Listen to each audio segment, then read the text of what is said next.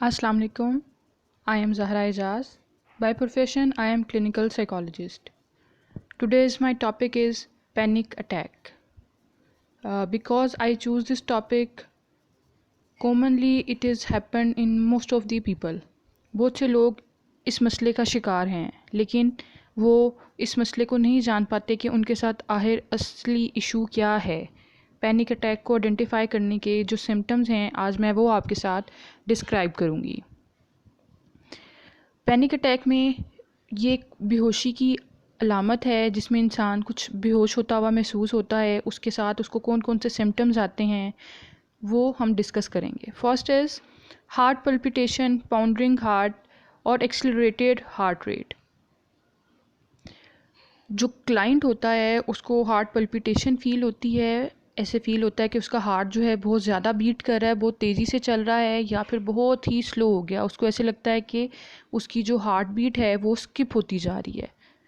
Second is excessive sweating, पसीना बहुत ज़्यादा आना शुरू हो जाता है। जब पैनिक अटैक किसी को होता है तो उसमें उसको स्वेटिंग बहुत ज़्यादा होती है, हार्ट पल्पिटेशन होती है। देन थर्ड इज़ ट्रेमलिंग और शेकिंग, उसका जिस्म कांपना शुरू हो जाता है। ठीक है, ये बेसिकली किसी बहुत ज़्यादा फेयर, एग्जाइटी या टेंशन की वजह से होता है।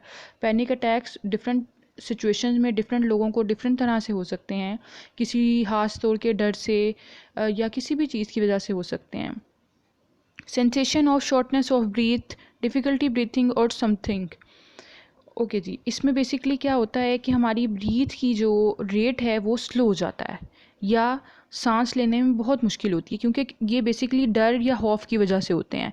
फॉर एग्जांपल, किसी इंसान को अंधेरे से डर लगता है या किसी जानवर से डर लगता है, तो वो अगर उस सिचुएशन में है कि अंधेरा हो गया है या अगर वो जानवर उसके सामने आ गया है, तो वो इंसान को इतना ज़्यादा डर आ जाता है कि उसका हार्ट उसके कंट्रोल में नहीं रहता, हार्ट बीट उसके कंट्रोल में नहीं रहती, स्वेटिंग उसको ज़्यादा शुरू हो जाती है, जिस्म कांपना शुरू हो जाता है और उसको सांस लेने में भी दुश्वारी होती है, मुश्किल हो रही होती है। वो अपना सांस प्रॉपर्ली नहीं ले पा रहा होता, उसको ऐसे लगता है कि उसकी जान अभी चली जाएगी। Feeling of choking, chest pain और डिस्कम्फर्ट, उसको सीने में दर्द शुरू हो जाती है और वो डिस्कम्फर्ट फील करता है, अनकम्फर्टेबल फील कर रहा होता है और उसको कंफर्टेबल फील नहीं हो रहा होता। वो नहीं समझ पा रहा होता कि उसके साथ क्या सिचुएशन किस तरीके से हो रही है। नाउजिया और एब्डोमिनल डिस्ट्रेस, नाउजिया वाली फीलिंग आती है, ऐसे लगता है कि वॉमिट होने वाली है, लेकिन वॉमिट हो भी नहीं रही। ठीक है, उसके अलावा एब्डोमिनल स्ट्रेस आना शुरू हो जाता है, या गले के ऊपर वाली साइड पे जो है वहाँ पे दर्द करना शुरू कर देते हैं। फीलिंग डिजी, अनस्टेडी, लाइटेंड और फेंट, इंसान जो है अपने आप को बेहोशी की हालत में फ़ील करता है। उसको ऐसे लगता है कि वो अभी बेहोश हो जाएगा या गिर जाएगा। ठीक है, कि वो अपने होशो हवास में नहीं रहेगा। Next is feeling of unreality, derealisation और being detach from oneself, depersonalisation. इसमें इंसान की अपने आप से ऐसे लगता है कि बेताल्लुक़ हो गया है, कोई ताल्लुक़ नहीं रहा उसका, वो अपनी चीज़ों को आइडेंटिफाई नहीं कर पाता, रियलाइज़ नहीं कर पा रहा होता चीज़ों को। फेयर ऑफ लूजिंग कंट्रोल और गोइंग क्रेजी, इंसान को ये डर होता है कि उसका कंट्रोल किसी चीज़ पे नहीं रहा और वो बिल्कुल अपने होशो हवास से बाहर निकलता जा रहा है, वो पागल होता जा रहा है कि उसको किसी भी चीज़ पे कंट्रोल नहीं है, उसको नहीं पता कि उसके साथ क्या हो रहा है। फेयर ऑफ डाइंग, इंसान को ये लगता है कि वो बस मर जाएगा, ये बस उसका आखिरी टाइम है, इसके बाद वो सर्वाइव नहीं कर पाएगा।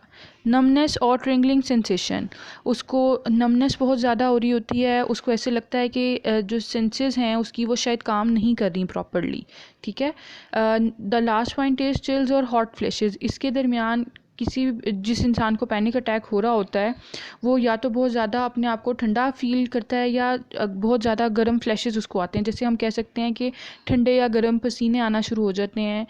इस तरह की फीलिंग आती है जिसको हम तरीली का लफ्ज़ भी इस्तेमाल करते हैं। ठीक है, तो ये panic attacks in different situations में हो सकते हैं कि बहुत ज़्यादा जब किसी इंसान को डर या खौफ पैदा होता है, उसके बाद उसकी एक्सट्रीम कंडीशन एग्जाइटी की जब बनती है तो उसको पैनिक अटैक्स आते हैं, जिसमें इंसान बेहोशी की तरफ जाता है और मेजर जो उसके सिम्टम्स में आता है वो उसके ब्रीथ का रेट और हार्ट पल्पिटेशन जो है वो स्लो होना शुरू हो जाती है और उसको ऐसे लगता है कि वो सर्वाइव नहीं कर पाएगा। Thank you.